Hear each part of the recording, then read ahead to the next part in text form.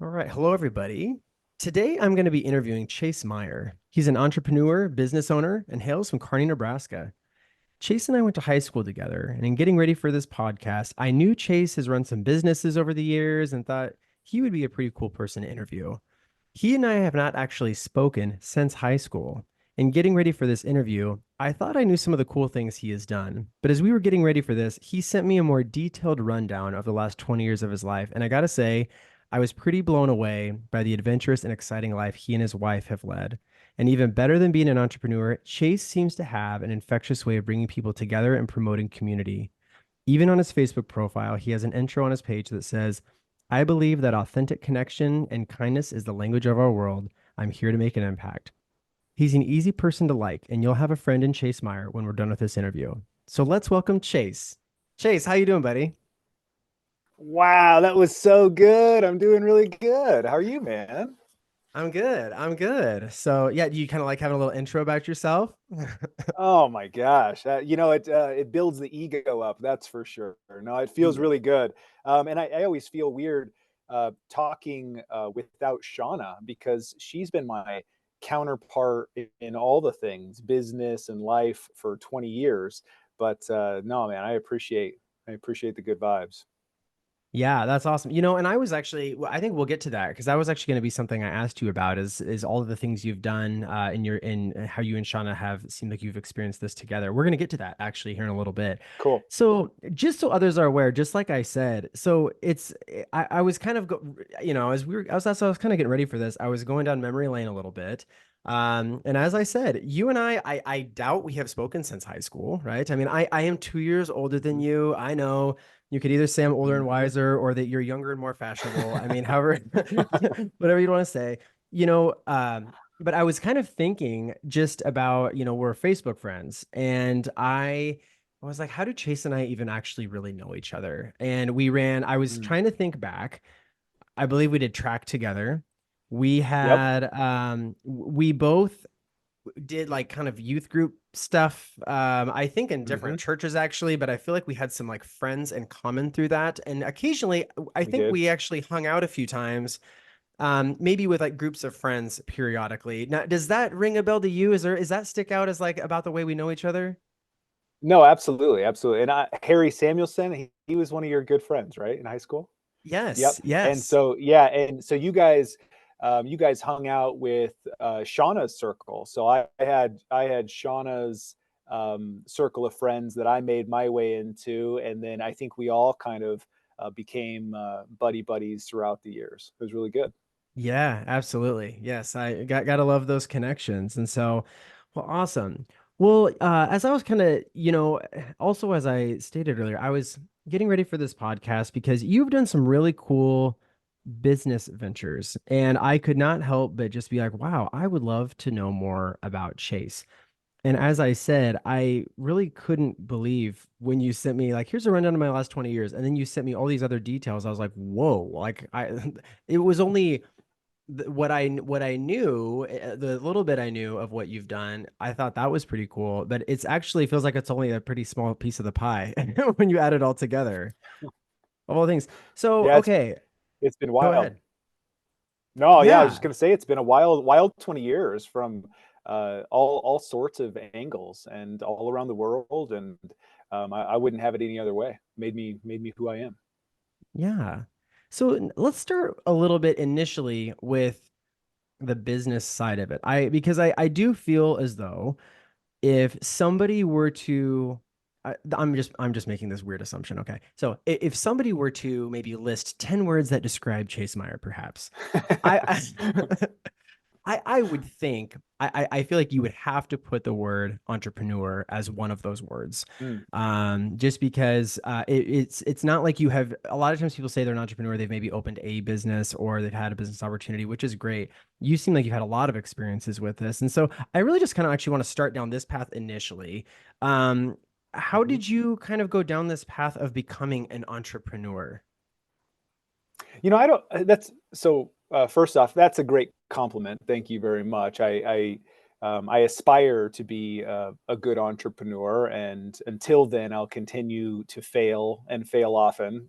But it is for me, it's like I don't know if it's so much as I chose it or it was in my blood or how that works exactly. But I'd have to give some credit to my Meyer family because the my dad's side, almost all of them, probably like three-quarters of them, have their own business or have had their own business. And I have like 11 or 12 aunts and uncles from that side.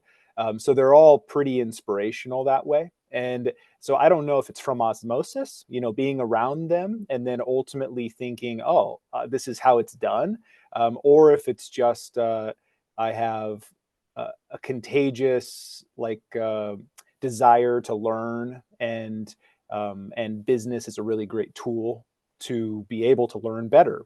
But I started selling my first thing at a garage sale when I was like 8. I sold some Matchbox cars or something like that. Got ripped off by a guy that came by and said, "Hey, I'll give you $10 for those cars." And I was like, "Oh, people will give me money for my stuff? Great, here you go." And then my mom later said, "That's like worth $50." And I'm like, "I have $10 right here. This is okay." And and didn't understand that whole thing yet. But then it just turned into in high school, I really started to explore with creativity and started making jewelry, making hemp jewelry, just because it was a fun outlet. And I started selling that stuff at craft fairs. So I would make like $600 on a weekend, and I was like, this is legitimate. Like it's fun. I'm able to turn my hobby into something that brings me some cash out of a twine, right? A twine and some beads. And then that, I think that just sparked my love of the concept of trading energy for money, and Wow. just wanted to see what that path looked like. That's cool. So, I mean, just so maybe a quick little rundown of the businesses you've either Mm-hmm. started, co-started, or one, I mean, I know it's probably kind of a combination of Mm, all those things. So a couple of them that just, is you had started a business a while back, Control Yours is what it was called. So mm-hmm. you help manage websites, which is still up and running with your former business partner. Correct. You did the travel thing, which we're going to talk about that in a little bit too. You did the travel thing. You kind of ran sort of this online business through that. It sounds like a little bit of kind of a travel blog, but you kind of morphed it into Mm-hmm. a business opportunity. You've run a Mm-hmm. t-shirt business, which you still are currently running, 24-hour tees. You operate Mm-hmm. another business called Nest Space, a collaborative and co-working space. Your wife runs a Mm-hmm. design business, Shauna Meyer Mm-hmm. Design. And you told me you're looking into other business ventures right now. I mean, I gotta be, I can't even keep up with you, man. Like, this is crazy.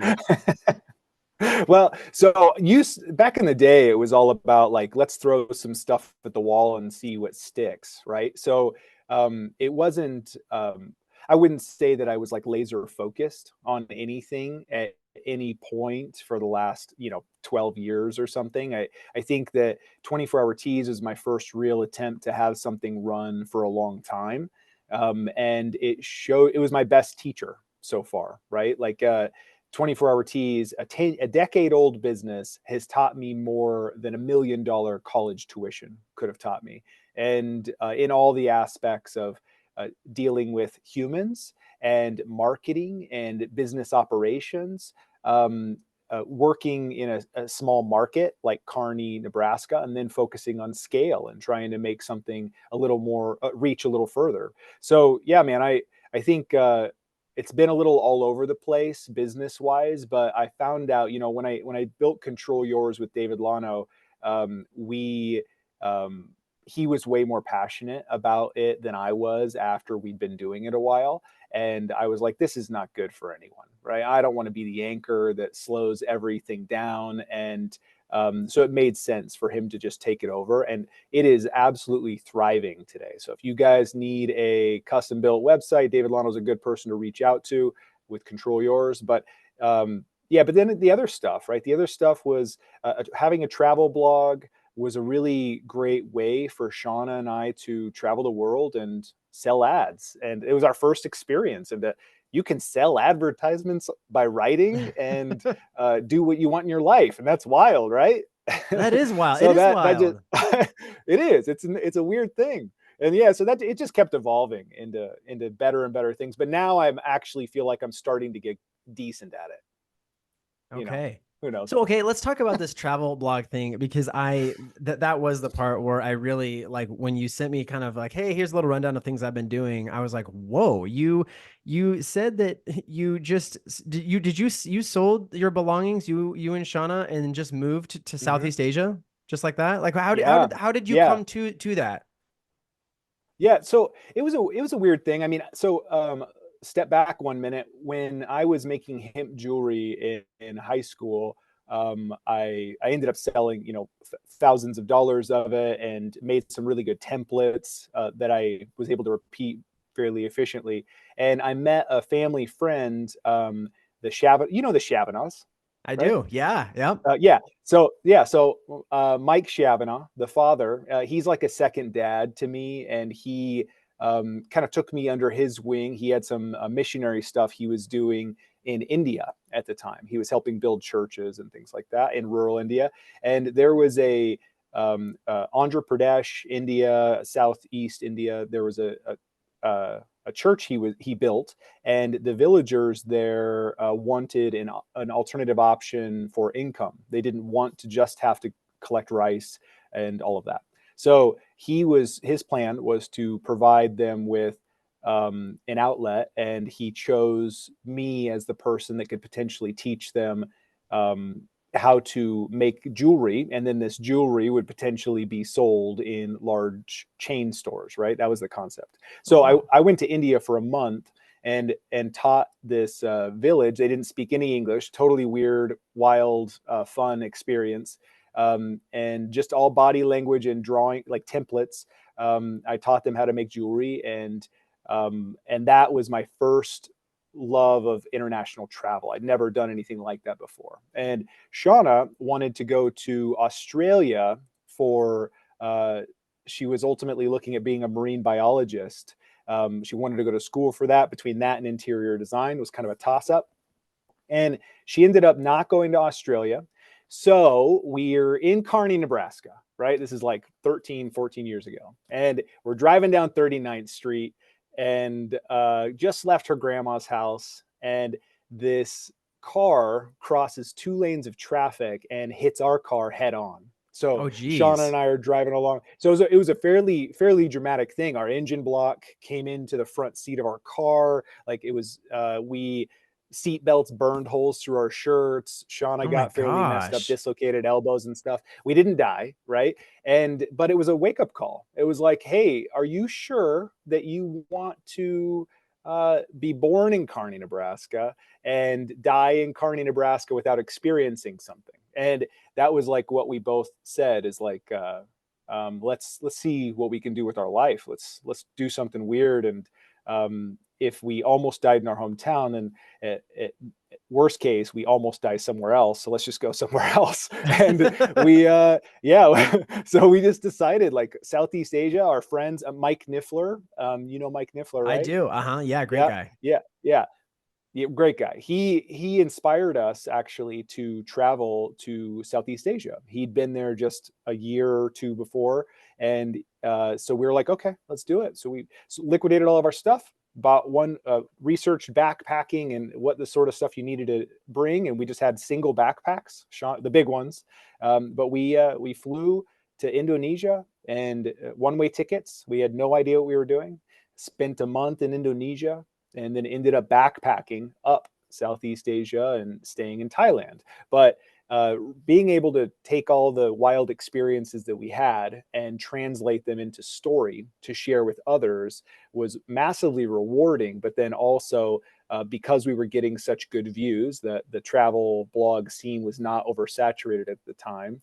We just had random companies reach out and say, can we put our ads on your blog posts and we'll give you this much money in a month? And we were like, what? You're going to pay us $1,000 for a blog post? Okay, sure, let's do that. Yeah. And then that, so then that just became our primary income stream after we sold the website business.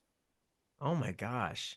Here's the thing. If we had a whole lot of time, I would probably ask you a whole lot of questions about your time in Southeast Asia because I feel like Sure. we could do a whole podcast. But I do, so I won't go down too far down the path, but I'm going to go down that path just a little bit. Um, so you said you got there, you did some researching on backpacking, all of that. I mean, I just got to ask you just a couple of quick questions. Like, when you showed up, did you know where you were going to sleep at? Like, how do you figure that stuff out? That stuff seems so scary. Yeah, no, we really didn't know anything. Actually, when we went to the LAX airport for our outbound flight to Indonesia, um, we did not know you had to have proof that you were planning on leaving the country. And Oh, because otherwise you could just squat. I didn't understand that. And so they said, no, you cannot leave the United States unless you have proof that you're leaving Indonesia, like a return flight or a bus out of the country or a flight to another country. So Shauna and I were just panicking. We just went and bought a real fast Air Asia ticket, airline ticket out of the country a month after we landed, and we just showed the proof that we bought it, and they're like, okay, you're good. So we knew nothing. We knew nothing. So when we showed up in Indonesia, we didn't know anything about anything, and we just kind of made our way. It was good. oh my gosh, that is so wild. And so, and that was a ticket you just you bought it and then just basically pitched it later, like that was it. Yeah, we said, if we're not going to use this ticket, then we can just burn it because Air Asia tickets are super, super cheap. I think it was like $50 a person to go to the next country. So we were like, Gotcha. it's $100, right? It's not that Right. big a deal. But I think we did end up using it a month later to go to Singapore. Oh my Mhm. gosh. Okay, so real quick, again, I just want to go down this a little because this is exciting. When you reflect back on all that time, you probably have a lot of different memories, a lot of different stories. What's like a memory or two of just that experience in general that really sticks out to you of when you and Shauna did that together?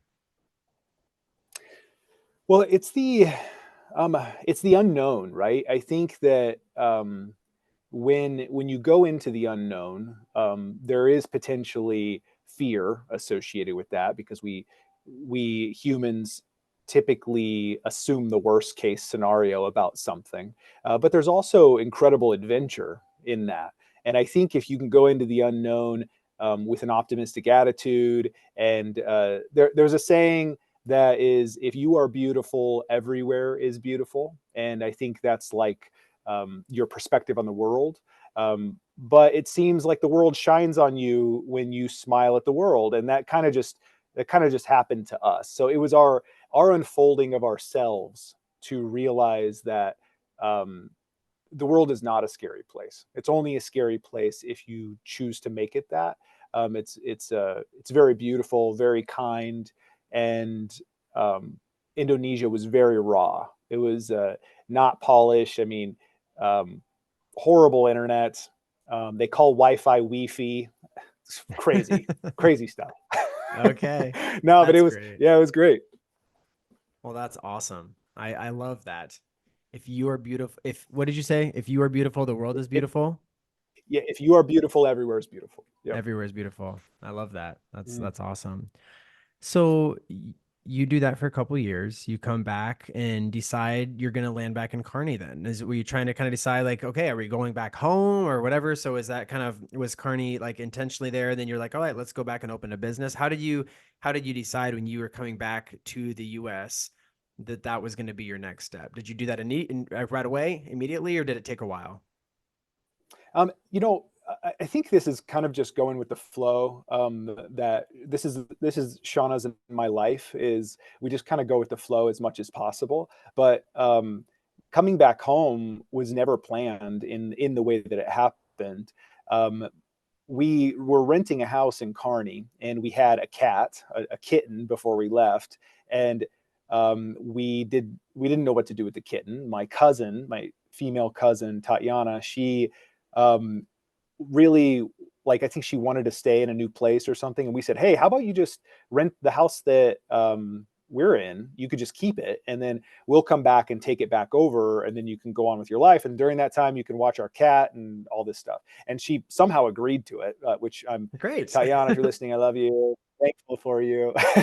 But she agreed to it. And then at the end of the 2 years or whatever it was, she was over it, right? She was like, we weren't expecting to be gone that long. We were expecting to be Right. gone for like 6 months to a year. And then she's like, guys, it's been 2 years. You got to come back. And that really kind of made the decision for us. It's like, okay, it's probably time for us to go back and um, be the new version of ourselves in our hometown and see what we can do there. I love that. Be a new version of yourself back in your hometown. Talk a little bit about that. Was that like sort of dramatic coming back after 2 years and with this huge Mm. life experience? Was it huge and did it hit you hard, or was it kind of just so simple and fluid, like you didn't think much of it? How was that experience? It was dramatic. I think that actually the most dramatic thing was after being a year in Thailand, we had to renew our visa, and to renew our visa, we had to come back to the States. And so we came back to the States to stay with Shauna's mom for a year, or I'm sorry, for a week or something like that. And um, when we came back, we were just, it was such a culture shock, right? In Thailand, everything is crazy affordable. The plate of food for fresh Thai food being made for you at the market is $1. So a whole plate of Thai food for $1. And our we had a studio apartment at the time, and that was crazy affordable. It was like $200 or something. We owned a motorbike. We had iPhones with data. Our total expenses for 2 years was like $12,000. So it was very, very Wow. affordable to live there. And so when we came back, we had culture shock of pricing is so much more. We forgot how it was. Also, Thailand is known as the land of smiles because everyone is happy. Everyone is trying to do their best to put positivity onto other people. And it's a land of self-responsibility. So when you come back to the US and you have that massive juxtaposition of um, not everyone is happy in the same per capita.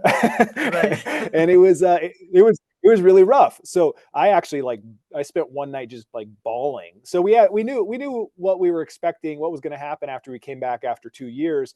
But we absolutely made the best of it, right? We when we came back, we had no cars. It was winter time or coming close to winter. And so we were literally riding our bicycles in the snow everywhere we went. And we just kind of had to rebuild everything. And so it was fairly dramatic in that way. But honestly, that's how you become better people, right? Going through adversity. Yeah. Oh my gosh. Yeah, I can imagine that, just having this experience where you think the culture shock is going to come in the other country. And then it actually happens when Mm-hmm. you come back home. And just the feeling that comes with of, wow, I'm supposed to be used to this place. I've grown up here. I know people, like it's like the back of your hand, but to come back and Mm-hmm. you're the one that's changed. And so you view it differently, I'm sure is pretty Yep, crazy. that's it. That's Absolutely. exactly it. Absolutely. So then, okay, you came back and kind of skipping ahead, there was this point in time you opened up the t-shirt business, and which is now Mm-hmm. called 24 Hour Tees. And it sounds like it's been a really successful business, and you've grown that. Um, Tell me a little bit about that process. How did you decide on this t-shirt business? Um, Flying by the seat of our pants. I mean, we started an online t-shirt company called Shirt Sayings while we were in Thailand. And Shirt Sayings, the intention of it was to create positive and uplifting typographic inspirational messages, right? If a t-shirt can be a billboard representing who and what you want the world to become, then let's help spread positivity. Let's help spread joy. And since we were kind of art people, I mean, we spent our last year of senior in high school. Sean and I both spent like 4 hours a day in the art room. We really appreciate arts, and so we ended up working with international designers to design these shirts, and then we would sell them, and then they would get printed and shipped from the U.S. using a third party company. And um, it was that evolved. I mean, once we came back, that evolved into, okay, if we're going to have this company that designs stuff and sells it, but doesn't print and ship it, we're really missing out on quality control. We're missing out on the process, and we're missing out on profitability of the actual printing and shipping. So we decided, let's just see what that's like. And we ended up buying a single, it's a printer called direct to garment printer. It just like an inkjet printer prints on paper, it printed directly on the shirts. And that was our first thing. So we could only print one t-shirt at a time. And I would just use Photoshop, and people would come into our our super unprofessional store in hindsight, Nice. and Yeah. and it was super ghetto, and they would say, hey, my daughter's having this birthday bash this weekend, I wanted to make a funny t-shirt for her. And I'd be like, great, let's design it. And we just design one shirt at a time, print it up, and they'd take it home, right? And so that's how it all started, and then it just kept evolving from there. Okay. And now it's called 24-hour teas. Is that like a 24-hour turnaround? Is that what that means? Or what does the 24-hour mean? Yeah, so because I owned website companies, I understood the concept of SEO, right? Search engine optimization, which means coming up with a specific word that people that might be popular, might be powerful on the internet if someone actually Googles it, right? And so no one had 24-hour teas, and it was a fairly literal name. We could do things very quickly like that, so we started that brand, and that concept changed a lot down the road. So now we still provide the potential for 24-hour turnaround on orders. And actually, you can get much more than just one shirt in 24 hours. You do have to pay a rush fee if you want that. Our standard turnaround's 2 weeks. And if you want it in printed and shipped within 24 hours, you pay a rush fee, allows you to cut in front of the other customers, and we make your order a priority. And so it just kind of evolved over time, but yes, definitely efficiency was in the name. Yeah. Oh my gosh, that's amazing. So now you're you're getting now to this point where you're wanting to transition the business. So you had this video posted the other day, and it's funny. I was going to reach out to you anyway. I was thinking about it. You had been in my head a little bit as Mm. I was kind of thinking through this new podcast, and I was like, oh, some people that would be fascinating to interview. But then I saw that you had this little video that you and Shauna posted where you're actually Mhm. getting ready to, and I don't even want to say, I don't want to take any words out of your mouth. It didn't even feel like you were using the word selling the business. Maybe you are, but you kind of were talking Mm. more. It felt like this feeling, this vibe of like sort of transitioning the business to another person. Talk a little bit about that and where you're at with that right now. Yeah, no, that's exactly right, Jeff. We ultimately don't want um, we don't want this to be a cold thing, right? We spent 10 years of our life learning from it, grooming it, building it. So in a lot of ways, it's our first child. Um, and we just want to make sure that if we can, even though our interests in life, even though our passions are different than when we started it, even though that stuff has changed, if we can, we want 24-hour teas to be handed over to someone that wants to take it and continue to groom it, to continue to make it something else. And that's our intention. Is we just want to find the right person, hopefully local, that wants to potentially have their, if they want to be an owner operator where they actually work the business from the inside and they pay themselves and they pay staff. That is a great situation. And if multiple people want to get into it as like a partnership, that works too. And we've even had some interest from companies that are looking to buy it to have a second stream of income that's different from the industry they're already in. And we're currently in that phase right now where a lot of people are kicking tires and they are asking really good questions, and they're just seeing if it makes sense for them. Wow. I would imagine that this will be some major decisions making that you and Sean are going to be doing in terms of how what kind of the direction this goes, huh?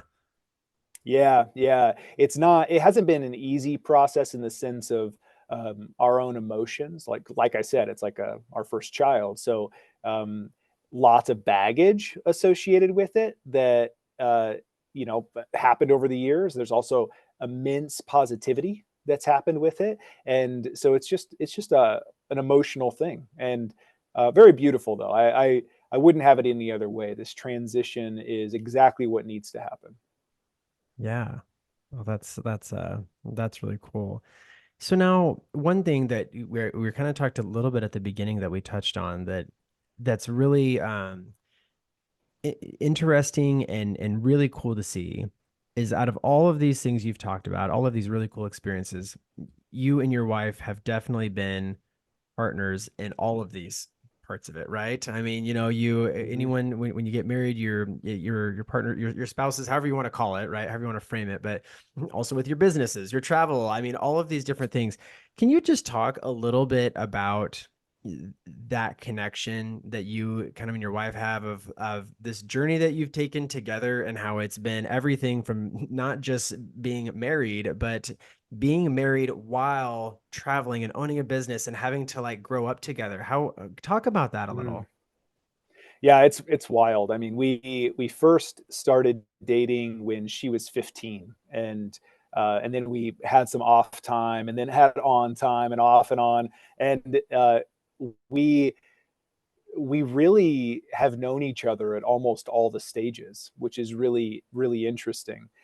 But here's a really trippy story I think you'll appreciate.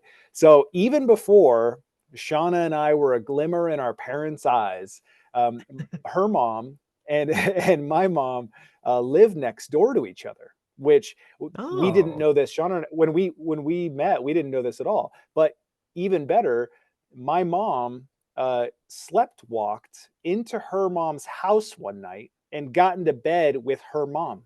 And this is what? like a story that after Shauna and I had been dating for like, I don't know, a few weeks or something like that, and my mom met her. That's the story that she said. It's like, you're not going to believe this, but I actually slept walked into your mom's bed when I was in high school. So it's like this What? weird thing. It's this weird thing that doesn't make any sense, right? It's like, how is that even possible? So there's been some sort of weird connection between Shauna and I for a long time, even before we were born. And now we really are all the things. I mean, it doesn't make it easy all the time, right? Because I know her the best out of anybody. She knows me the best out of anybody. But sometimes that means I'm also the most hard on her compared to other people, right? I'll have incredible empathy, or um, I'll talk very patiently with like employees during a hard time, even when I'm frustrated with them. But Shauna sometimes doesn't see the best of me because we're so connected in so many ways, right?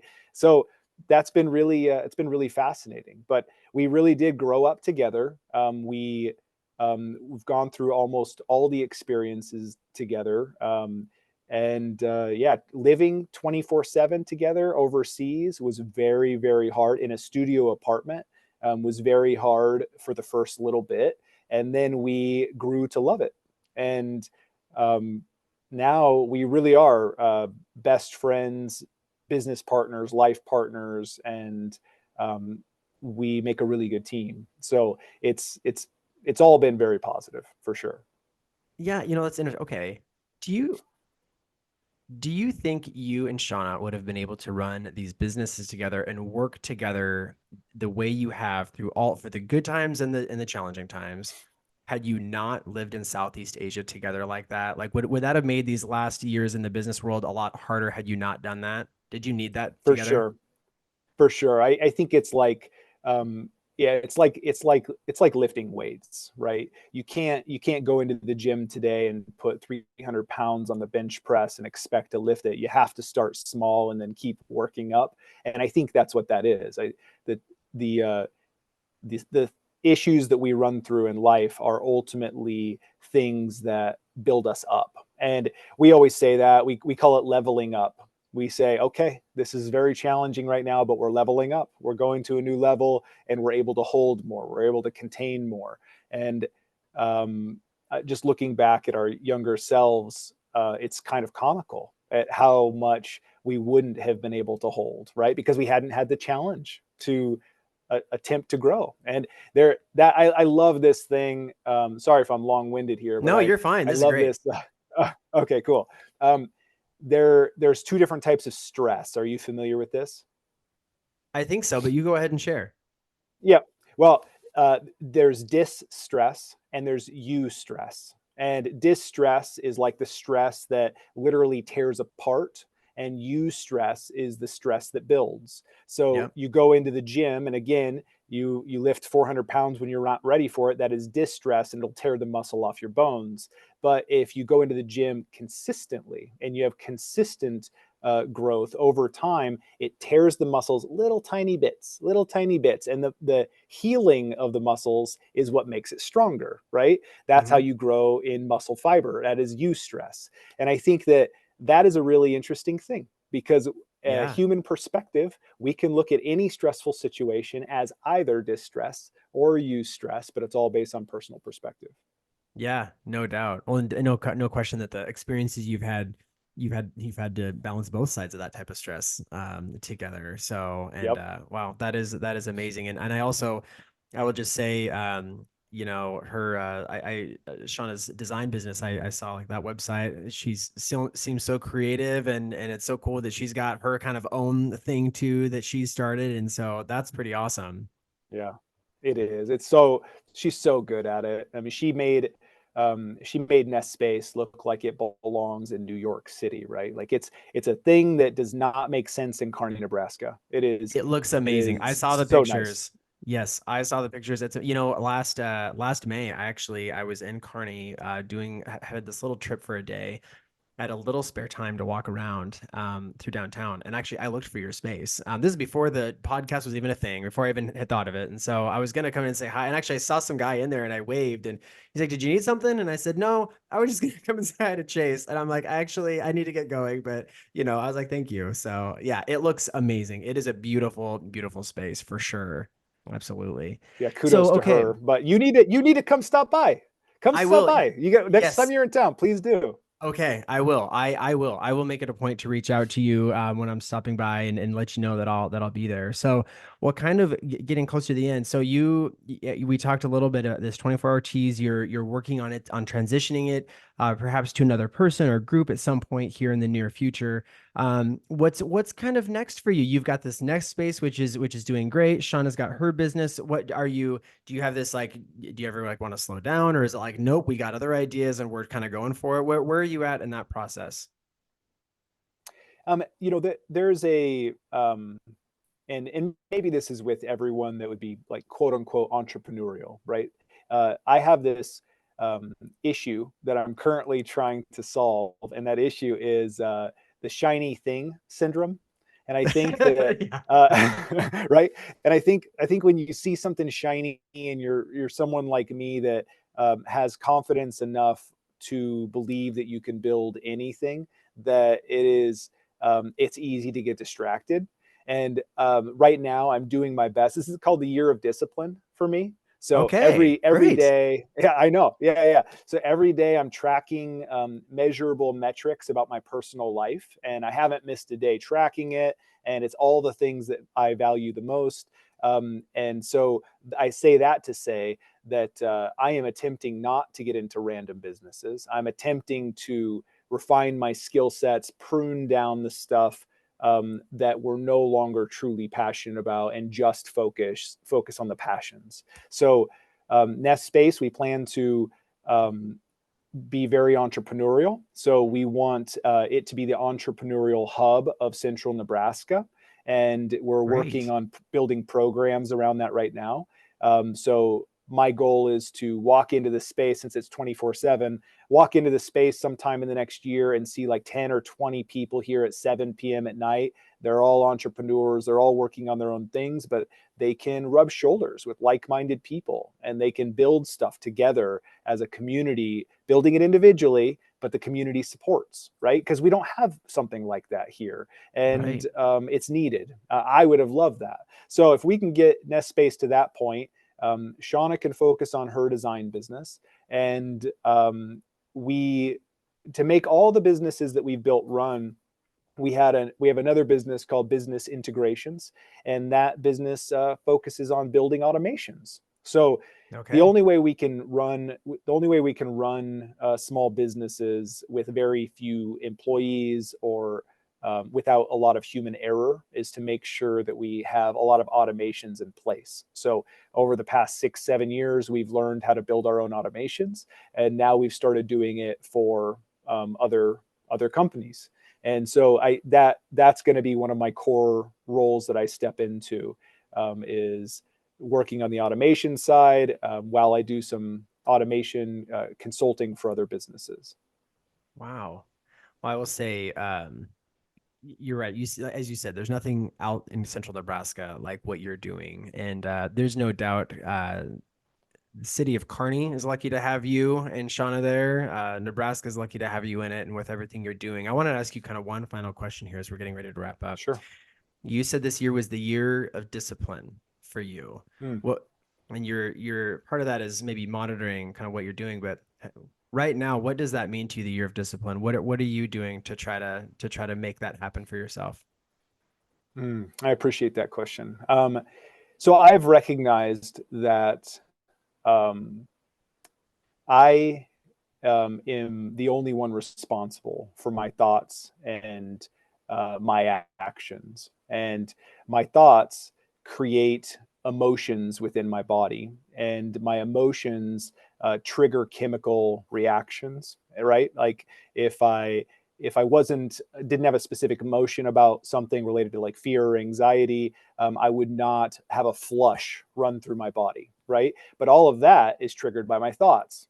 So the Yep. year of discipline for me is to get my thoughts under control. And when I say under control, I mean, I don't want to think negative at all. Like I have zero, I want to rid myself of negativity. And Love it. it requires discipline, it requires effort, right? But I think it's the, I can only be responsible for myself. And I think if I want other people to be good leaders and good husbands and good parents, then I need to lead by example. And that's the way I can do it. Awesome. Well, Chase, this has been so much fun visiting with you. I really, really appreciate your time, and it's just so cool to hear about everything you have doing. I wish you the best of luck in everything. Dude, thank you so much for letting me blab. And I'm sorry I didn't get to ask you any questions. I Hey, want to that's know about your okay. life. Hey, we'll definitely take time to talk about that too. So I really appreciate your time, and if you want, you can chat. We'll stay on a little bit, but for now, we'll go ahead and end the recording here. Cool. Chase, it's been a blast. Jeff, thanks so much, man. Appreciate you very much. Yep. Thank you, Chase.